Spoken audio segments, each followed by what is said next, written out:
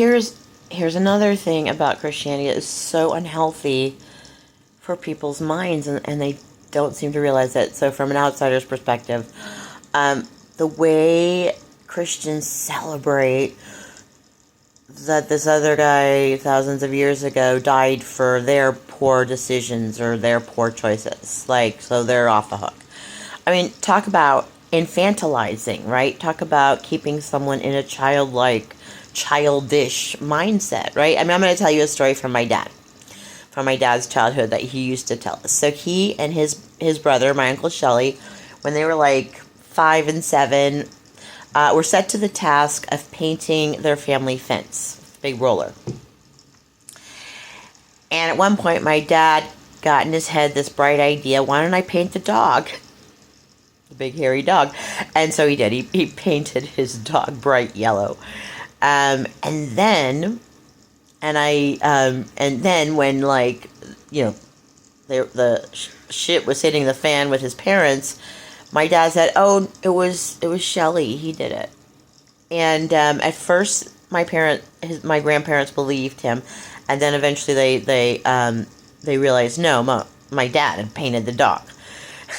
Can you imagine what they had to do to get the paint out of the big hairy dog? Oh, terrible. But and then my dad had to face consequences. But at first, he was very excited because Uncle Shelley was going to face the consequences, and he was going to get off scot-free. And when you're a child, you know, it kind of makes sense, right? Like, you haven't yet learned the importance of facing consequences. So when you're an adult, when you're a grown-ass man or woman, you know, you man up. You man up. If you did something wrong, you face the consequences of your choices and your actions. You rise to that occasion.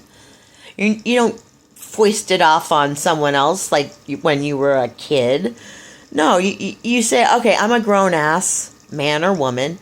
I did this, and now I need to face the consequences of my choice.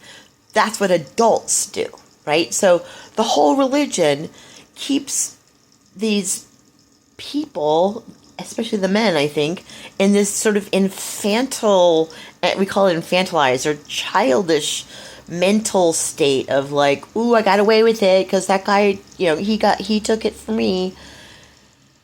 This is not how you grow into a full-fledged, responsible leader.